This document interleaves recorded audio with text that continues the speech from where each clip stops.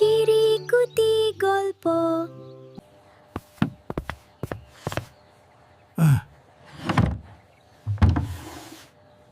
বিডিরে যায় খালি গুরুচণ্ডালী অসহ্য। আজ আর রক্ষে নেই রে। বার বলেছি, হয় সাধু ভাষা নয়তো কথ্য ভাষা। খিচুড়ি পাকানো চলবে না। গণেশ, এই তোমার সাধু ভাষা? দুগ্ধ ফেননিভ শয্যায় সে ধপাস করিয়া বসিয়া পড়িল। কেন স্যার? করিয়া তো দিয়েছি। ওটা কি সাধু ভাষা হয়নি? কিন্তু ধপাস, দুগ্ধ ফেনন্নিভের পরেই ধপাস। ছিস ছিস। কিসে বলবো স্যার?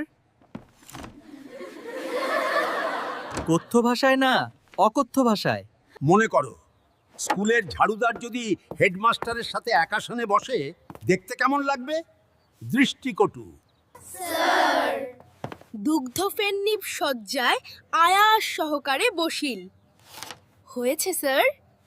উফ, উদাহরণস্বরূপ। থাক, আজ আর হলো না।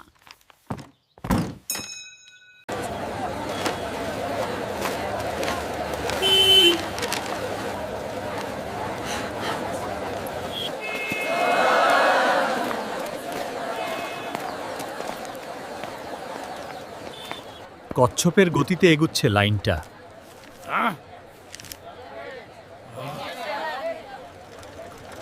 আরে আরে স্যারো লাইনে। হ্যাঁ, ব্যাকরণ বিরুদ্ধ মিলন দৃশ্য।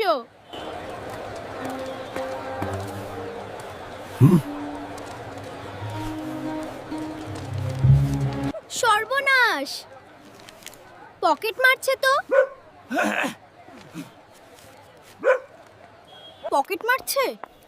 না না, এটা তো অসাধু ভাষা। স্যার, রাগ করবেন। স্যার, স্যার, ব্যাগ গ্রহণ করল, ব্যাগ গ্রহণ করল। কালকে ব্যগ্র হব, আজ কেন নয়? ছেলেটার মাথা গেছে।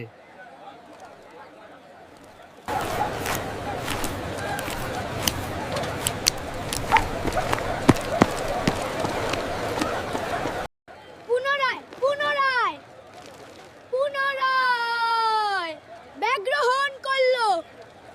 দাঁড়া, কাল ক্লাসে তোকে মলবো অদ্য।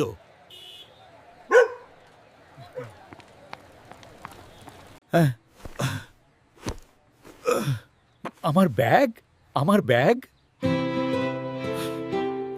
তুই কাল ব্যগ্র হতে বলেছিলি, আর আজ আমার সর্বনাশ হয়ে গেল। আমি বলেছিলাম আপনার ব্যাগ্র গ্রহণ করলো। ব্যাগের সাধু ভাষা খুঁজে পাচ্ছিলাম না স্যার। ওরে হতমুখ্য, পকেট মারছে বললে কি মহাভারত অশুদ্ধ হতো? গুরুমশাইয়ের সামনে কি চণ্ডালের ভাষা বলা যায় স্যার? তাই তো ব্যাগ শুদ্ধ, সে সটকাল। হে বন্ধুরা, আমার চ্যানেল সাবস্ক্রাইব করতে ভুলো না। এখনই সাবস্ক্রাইব বাটনে ক্লিক করো।